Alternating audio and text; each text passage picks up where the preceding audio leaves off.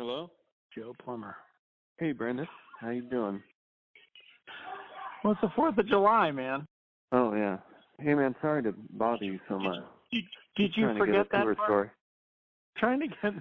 I literally am like in the baby pool in the backyard with the slip and slide going, about to make an apple pie and potato salad. Your timing could not be worse. Sorry, I just, I do hear singing in the background. I know I've left several messages, but just would love to have you on the show. Yeah, I get it. Do you think that you could, do you want to do one now over the phone, or? How about you call me back? How about never? Is never good for you? You sound pissed. Are you really actually mad? If I can call you back whenever it's good for you. Good. We'll do it. We'll do it then. Okay. Bye-bye. Hello? Hey!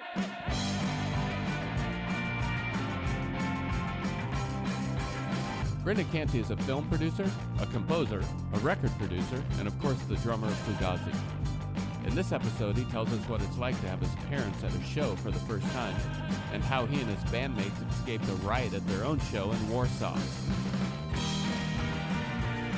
From Ruinous Media, this is Tour Stories.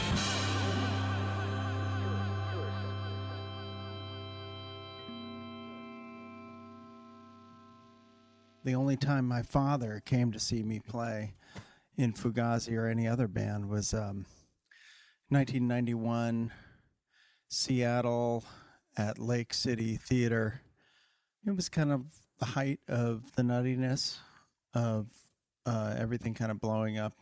And we're staying at my parents' house. My parents had retired to Seattle, and my dad was the architecture critic for the PI out there. So he really couldn't avoid coming out and seeing us play at this point. Now, a little background on my dad. He's a big jazz fan, piano player, classical music fan, mega snob about all that stuff. So there was a reason why he'd never come to see us play. I mean, he knew he would hate it, and I knew he would hate it. I never really pushed him that hard on it. We rolled through town, and I invited him down, and we're playing the show, and I'm like banging away, and Guy's, wrestling stage divers off the stage. And the whole thing is kind of going kind of nuts. And I look out the corner of my eye, and through the stage door, I see my father coming in on his crutches. He had polio when he was a kid, and he walked with these like arm brace crutches. Anyways, he's kind of like lumbering over like a silver-backed ape, kind of coming to attack me. And he gets closer and closer, and he comes up, he walks right out in the middle of the stage, and he's standing right next to me, facing the crowd and scanning the crowd while I'm whipping through a number for a full song, and then like another half of the song. And then halfway through this song, he nudges me with his big arm while I'm playing against the shoulder and says, "Your mother and I are heading home." I said, "Okay, bye." And he just turned around and went out the stage door.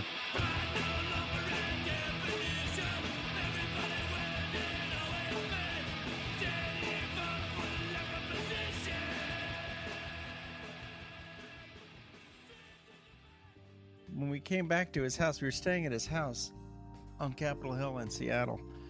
And we walked in at about 2 o'clock in the morning, and they were still up, of course. They stayed up till the wee hours, drinking and reading and listening to music really loud. But we walked in, and they were clapping. "Oh, yeah, that was fantastic. Fantastic show, guys. Really incredible." And I said, "Oh, all right, Dad." Thanks, man.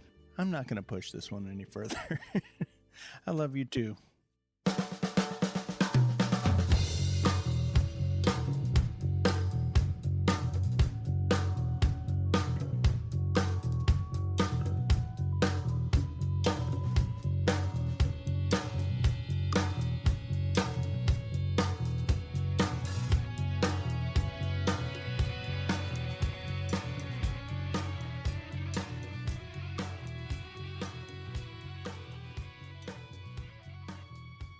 The other one I wanted to tell you was when we were on the road in Poland. I don't know exactly what year it is, but you could look it up. When we were playing in Warsaw, and there was this lovely group of people who put on this event in the theater in the university, and we went and did the sound check in the university, and then went up to this like single level dorm house to eat dinner, where they'd set up a big table, and we were eating with the promoters and all the people who had been working on the gig, and life was beautiful until we got a phone call, and they were, it's like, what is it? And I said, oh, there's nothing. And there's like, then the phone rang again. It was like a little more heated, like Polish, desperation, like what's going on? He said, well, a bunch of skinheads and soccer hooligans wanted to come to your show, and we told them they couldn't come in. Then they started rioting down there, and now they're on their way here. And we're like, they're on their way here? It's like half a mile from there through the campus. And they say, yeah, they're coming up here to confront us all. And we're like, oh, shit. So we walk out into the street, of course, and man, there was a ton of them. I want to say a couple hundred, but that might be a little stretching it. But it was plenty of people, and they were weirdly mixed between skinheads and guys who looked like Malcolm Young, kind of like proper soccer hooligan long hairs mixed in, which are actually, when you're confronted with it, a little more terrifying. And they're all screaming and throwing punches immediately. Like immediately, just get right up. We thought we're all going to hash this out. They were just thinking they were going to throw some punches. So they just started wailing on everybody. At which point, because we didn't know who anybody was and there was no reasoning with anybody. We just ran back inside the house, and as they chased us into the house, or at least onto the porch, and Alex stayed outside. Ian's brother stayed outside because he's the scrappiest among us. One might refer to him as like a guy who's actually likes to fight.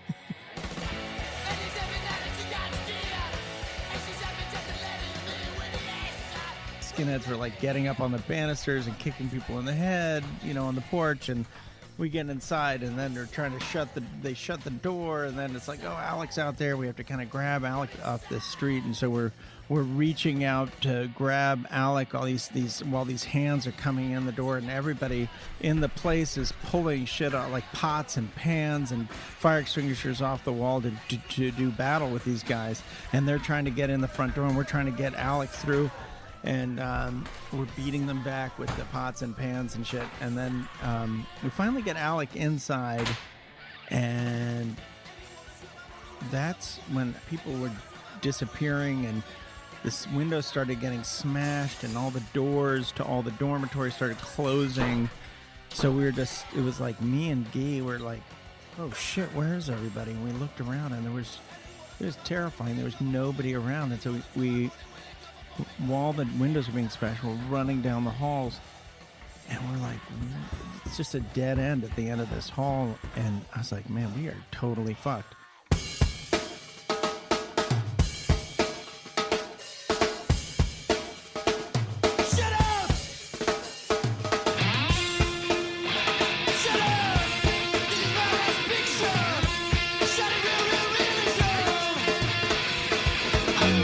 At that point, Ian stuck his head out the door at the very last door on the right and said, Brendan, Gee, get in here. So we ran in that door. We shut the door and locked it.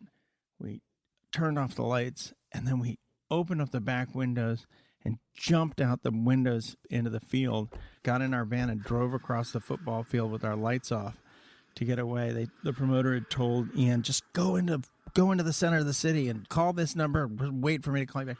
So we drove in, and we just hung out at a restaurant for a few hours until we heard that it was safe to come back to the gig. And so we went back to the gig, and they had let all these fuckers into the show, which was the worst feeling ever to have to play for these guys.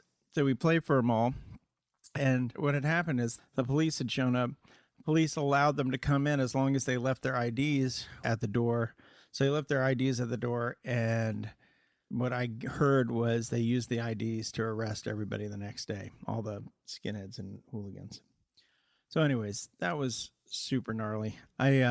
Great memory seared into my brain, mostly of like a fun house of running down a long hall while the doors shut and keep you out and the windows are all being smashed behind them. Good times. Thanks to Brendan for the story. Join us for our next episode with Nick Thorburn, one of the lead singers of Mr. Heavenly. And don't forget to check out our weekly check-ins at ruinousmedia.com/touchdown.